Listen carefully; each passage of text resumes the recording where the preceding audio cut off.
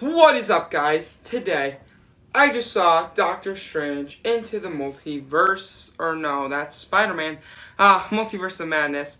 And today, let's talk about it. We are going to be doing spoiler-free for the first half, and I will put it in the description when I'm going to get into spoilers, and don't worry, I'll say when I'm getting into spoilers. I made a beard here. It's kind of gone in a way, but before we start, make sure you like and subscribe this video.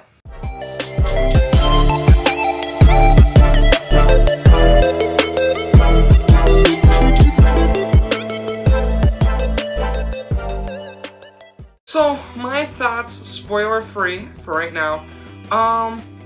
It was very good. It was decent. Definitely not the best Marvel movie ever. The story of it was very good. The pacing was very well done. I would have liked this movie to be a little bit more, longer. It was very short, which I mean is good if you don't have a good attention span. But it was extremely short, and I know that's not going to go well for a lot of people. But I mean, overall, it was a very good film, and the cameos were amazing. I won't name anything until later on. And Wanda was just a beast, and she's very hard to like within this movie. And you know, you just never really know, she's evil. She is definitely the main villain of this film. Yeah. So, America Chavez was an amazing character within this. She was one of my favorite characters in this movie. Her and Doctor Strange were both very great. Doctor Strange's main character was amazing. There are two end credit scenes. The last one was just alright. The second to last one was definitely interesting to see, but I will be talking about that when I get into the spoilers. But overall, the movie was definitely great. The pacing was well out. The multiverse, there wasn't a ton. I feel like there was a lot more multiverse within Spider-Man No Way Home than this movie. But this movie definitely was very good. It didn't live up to the hype for me. It was very good, but it's definitely not an S level tier. Like, if we were gonna do tier master, this would probably fall under A or B. So probably A, but like low A, like an A minus. I would give this movie. It definitely wasn't Spider-Man No Way Home material or the Batman. The Batman was definitely a better film, but it wasn't bad. It was not bad. It was not anything near the first Iron Man movie. It was definitely better than that. It was definitely, I don't know, I would say this is on the same tier of the first Doctor Strange movie. Now this led up to a lot of future movies, and that's very exciting. And the Illuminati was already confirmed to be in this movie from the trailers, which was also another disappointment, because as Kevin Feige said, they did reveal a bit too much within the trailers for this movie, and the fight scenes are amazing in this, and it is a horror film. It is an action horror film, and we obviously know Sam Raimi made The Evil Dead, and so we know that this movie is going to be a bit of a horror theme to it, and it delivers. It delivers that horror vibe within this film. And so yeah, that's really my spoiler free, and so now is your chance to leave if you don't want to see it, if you don't want to see the spoilers. So if you did see this movie, you can stay along. Alright, 3, 2, 1. First off, we gotta talk about the Illuminati. The Illuminati was amazing. My only concern with the Illuminati is we did not get Norma, and cameos, cameos overall. We didn't get Ghost Rider, which bummed me out, but we did get Mr. Fantastic. Not Mr. Fantastic from the other Fantastic Four movies, but we got John Krasinski as Mr. Fantastic, and that excites me so well.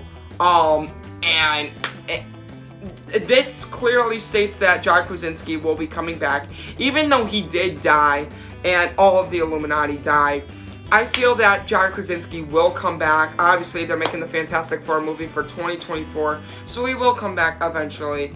Either if it's now, or like if it's around that time, or a little bit in the future. And honestly, when they killed him, I just started crying. And then when they killed Professor X, I was done with Wanda. That's when Wanda, she was always my pick for superhero love interest, but she's gone, and I don't think she's dead. Everyone was like, "Oh no, she's dead." She's not dead. She's the Scarlet Witch.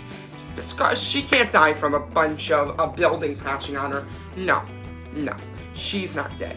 However, with those kill scenes that she did to people when Captain Carter got killed, oh my God, I was holding my stomach for dear life. Those kills were graphic, but it was definitely worth it, and that's what I loved about the horror vibes. However, the post-credit scene. I believe that the post-credit scene, the girl with Doctor Strange that says, "You gotta come with me," I'm pretty sure this is the girl that was in the New Mutants that had the puppet and the smiling men around her. So I don't really know what that's entirely going to go to. Maybe this will lead into the X-Men. We saw Professor X, so obviously the X-Men are within our universe. And what I really loved is a silly little Easter egg for me as a Marvel nerd.